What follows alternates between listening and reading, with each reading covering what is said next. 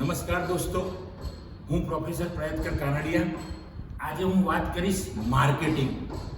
મિત્રો, માર્કેટિંગ વિશેની જુદી જુદી ધારણાઓ લોકો કરતા હોય છે, જુદી જુદી માન્યતાઓ છે, પણ રિયલમાં માર્કેટિંગ એક અલગ જ વસ્તુ છે.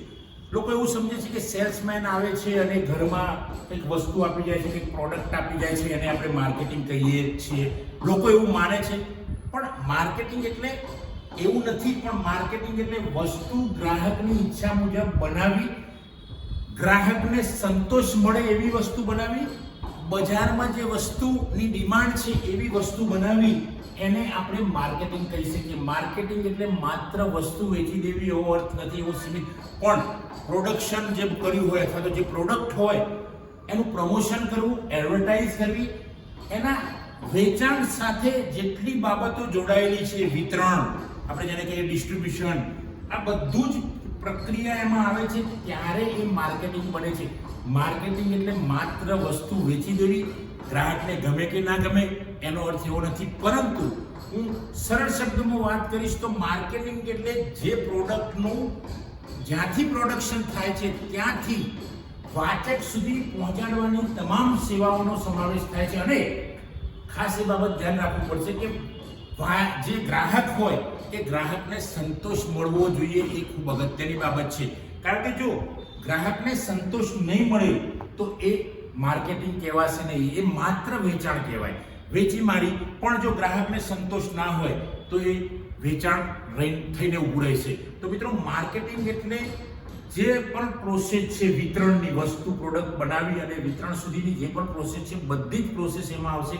ખાસ કરીને એની એડવર્ટાઇઝ આપવી પડશે, અને પ્રમોશન કરવું પડશે, વસ્તુની ગુણવત્તા સારી બનાવવી પડશે. અને જે વસ્તુ માર્કેટમાં ડિમાન્ડ હોય અથવા તો ગ્રાહકને જે વસ્તુ જોઈએ એ બનાવીને બજારમાં મૂકવામાં આવશે. આ સમગ્ર પ્રોસેસને આપણે કહીશું માર્કેટિંગ. માર્કેટિંગ શબ્દ આપણને સહેલો લાગે છે, પણ એ ઘણી બધી પ્રક્રિયાઓમાંથી પસાર થવું પડે છે, ત્યારે માર્કેટિંગ સફળ થાય છે. મિત્રો, મારો પોતાનો જાતનો અનુભવ પણ માર્કેટિંગ કરવાનો છે. વર્ષો પહેલા, 20-25 વર્ષ પહેલા મેં પણ એક પ્રોડક્ટ કરેલી ઊભી, અને એ પ્રોડક્ટનું માર્કેટિંગ કરેલું છે મેં. કારણ કે મારા ફાધર એ વખતે કુશળ સ્પ્રેની શોધ કરેલી, એમણે પશુનાલ બનાવેલી, પિત્તાનાલ બનાવેલી.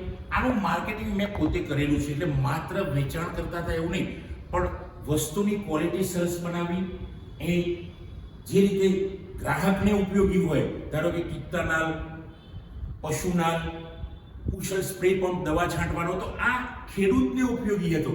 અને ખેડૂતને સસ્તો પડે, સારી ક્વોલિટી રહે, અને ઓછા દવા અથવા તો પેસ્ટિસાઇડમાં વધુ દવા છંટાય એવો સ્પ્રે પંપ, કુશળ સ્પ્રે પંપ ખીમજીભાઈ કાનાડિયાએ બનાવ્યો હતો. અને આનું માર્કેટિંગ મેં કરેલું છે.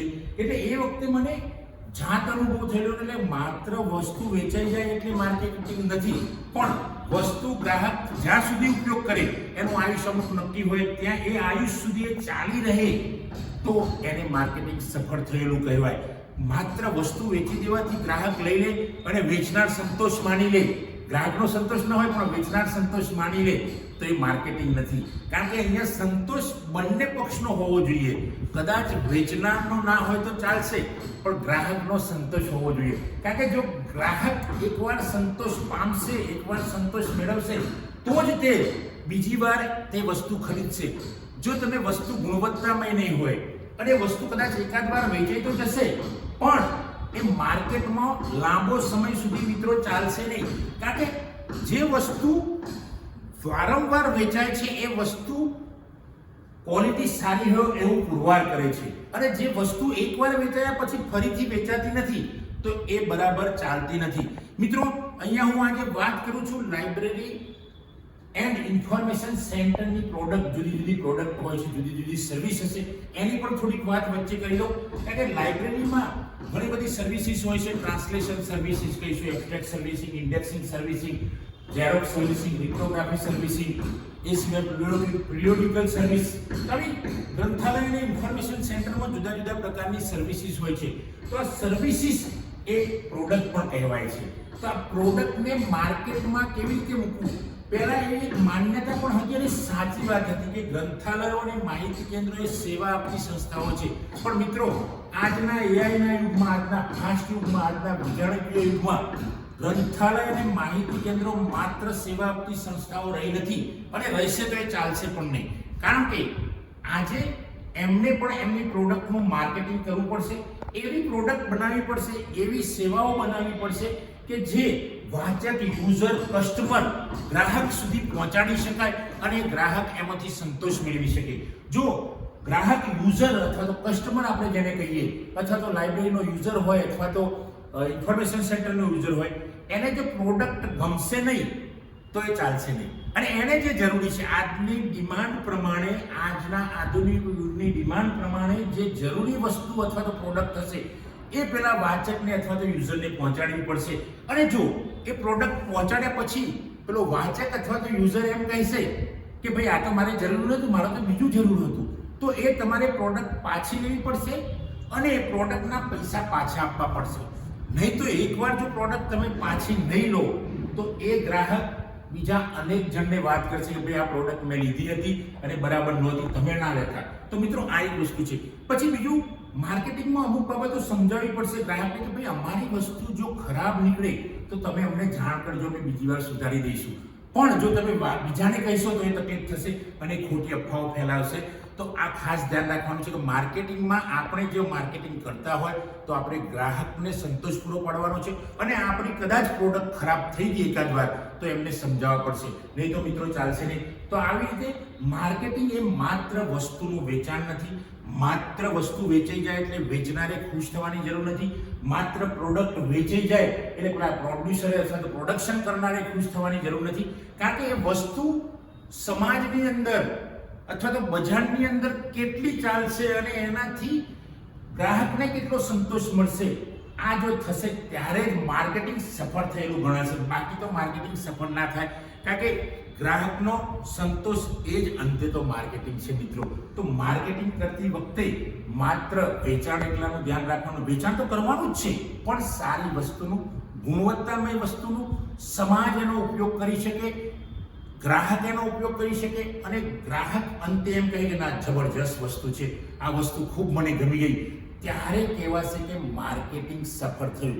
કારણ કે માર્કેટિંગમાં વસ્તુ તો કોઈ પણ ખોટું બોલીને વેચી શકે છે મિત્રો, કે આ વસ્તુ હું ગેરંટી આપું છું તમને કે આ વસ્તુ 5 વર્ષ ચાલશે, પણ 5 કલાક પણ ના ચાલે, તો this is not marketing friends.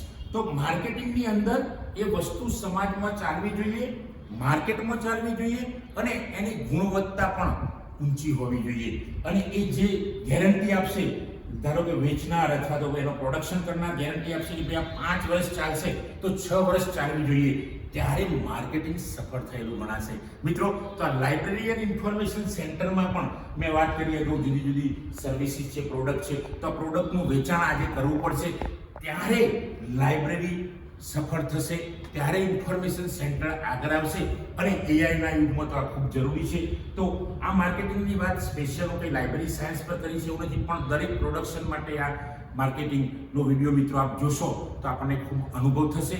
મિત્રો, મારો આમાં જાત અનુભવ 2-3 વર્ષનો મારો માર્કેટિંગનો અનુભવ છે, એટલે એ અનુભવ પરથી મેં આ વાત કરી છે અને ઘણા મિત્રોને પણ મળેલો છું માર્કેટિંગ કરવાવાળાને, એટલે મને આ મારો જાત અનુભવ શેર કરવાની ઈચ્છા થઈ. મિત્રો, આપ સૌને મારો જો વિડીયો આ ગમ્યો હોય તો એને લાઈક કરો, શેર કરો, કોમેન્ટ કરો અને જો મારી ચેનલ સબસ્ક્રાઇબ ન કરી હોય તો સબસ્ક્રાઇબ કરો. Thank you friend. જય હિન્દ, જય ભારત.